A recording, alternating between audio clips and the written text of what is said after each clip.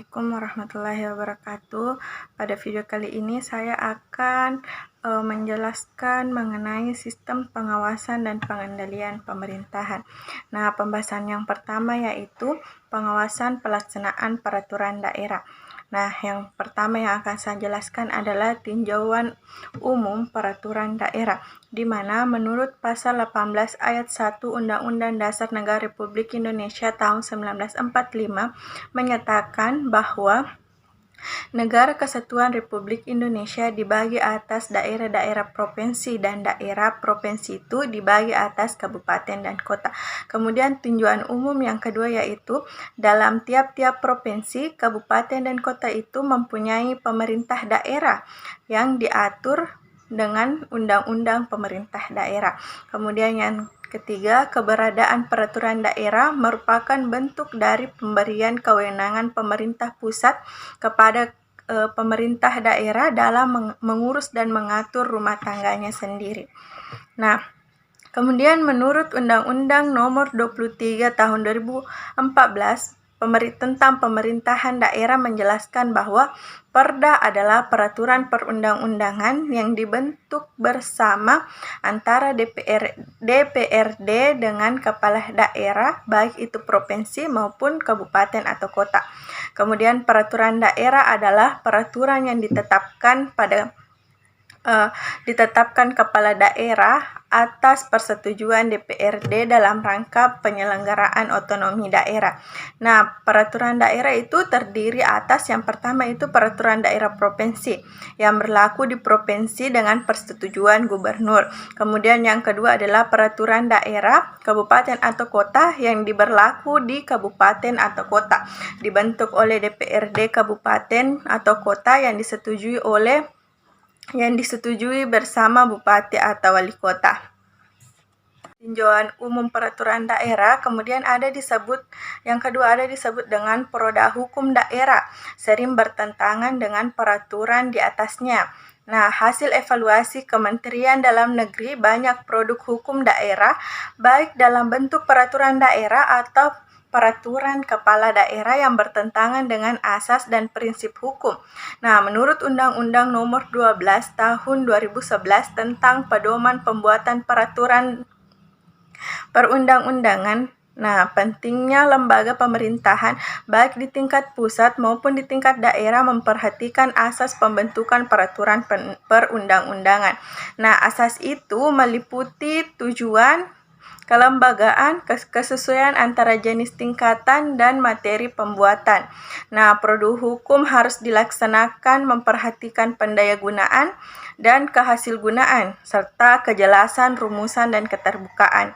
Nah, Kementerian Dalam Negeri sering menemukan jenis dan materi produk aturan hukum yang diusulkan daerah itu tidak sinkron dengan asas hukum yang dimaksud. Nah, sehingga pada tahap pelaksanaan, produk hukum tersebut tidak dapat diterapkan. Nah, kelemahan lain pemerintah daerah dalam merancang dan membuat produk hukum daerah tidak simplikasi atau terlalu rumit dan tidak sederhana. Nah, hasil evaluasi juga ditemukan ada beberapa satuan perangkat kerja daerah membuat aturan masing-masing tanpa memperhatikan aspek rumpun atau bidang tertentu. Nah, contohnya, jika daerah ingin membuat produk hukum bidang kehutanan, pertanian, lingkungan hidup, cukup dirancang satu peraturan daerah saja. Begitu juga dengan peraturan daerah yang lain, seperti pendidikan, pariwisata, dan kebudayaan. Nah, prinsip pembatalan aturan untuk menghilangkan hambatan dalam segala urusan layanan publik. Kemudian pembahasan yang ketiga adalah penanganan produk hukum yang bermasalah. Yang pertama itu, Menteri Dalam Negeri menyebutkan hingga awal Mei 2016 sudah hampir 1.300-an perda yang bermasalah yang diselesaikan. Kemudian sementara target pemerintah hingga Juni 2016 akan ada 3.000-an perda yang akan ditertibkan. Kemudian Mendagri menambahkan pemerintah bukan hanya akan menyisir perda, namun juga peraturan Menteri Dalam Negeri dan peraturan pemerintah yang disingkat dengan PP yang menghambat investasi serta mempersulit perizinan di daerah. Nah, Menteri Dalam Negeri meminta kepada kepala daerah untuk membatalkan peraturan daerah yang menghambat investasi dan perizinan, termasuk perda yang bertentangan dengan peraturan perundang-undangan yang lebih tinggi. Sekitar 3.143 perda yang dibatalkan karena dianggap bermasalah oleh pemerintah pusat. Nah, banyaknya peraturan daerah yang dibatalkan ini menunjukkan bahwa keseriusan pemerintah melakukan pembinaan dan pengawasan terhadap produk hukum daerah agar sejalan dengan kepentingan nasional. Nah, banyaknya perda yang bermasalah menunjukkan kurang optimalnya pemerintah dalam melaksanakan fungsi evaluasi sebelum menjadi perda atau executive review. Nah, pemerintah itu telah membatalkan peraturan daerah yang bermasalah, antara lain itu mengenai pajak daerah, retribusi, dan aturan yang melemahkan daya saing dan mempersulit birokrasi bisnis. Nah, Komite Pemantauan Pelaksanaan Otonomi Daerah atau disingkat dengan KPPOD sebanyak 507 perda yang masih bermasalah. Nah, terutama yang berkaitan dengan investasi.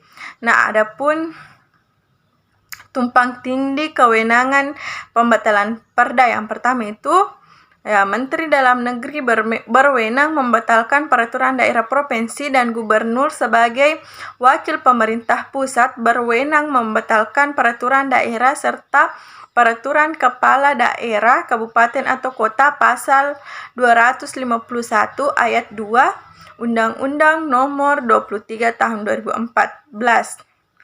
Nah, kemudian Mendagri dan gubernur sebagai bagian dari dan wakil dari pemerintah pusat punya dasar justifikasi atau alasan untuk melakukan pengawasan terhadap produk hukum daerah. Nah, dalam pasal 7 ayat 1 Undang-Undang Pemda menyatakan bahwa pemerintah pusat itu melakukan pembinaan dan pengawasan terhadap penyelenggaraan urusan pemerintah oleh daerah.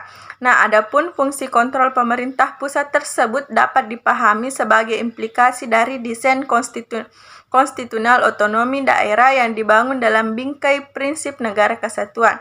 Nah, bingkai itu yang kemudian memagari pelaksanaan otonomi daerah di Indonesia. Nah, itulah tadi pengawasan dan pengendalian peraturan daerah. Billahi fisabilillah, fastabiqul khairat. Assalamualaikum warahmatullahi wabarakatuh.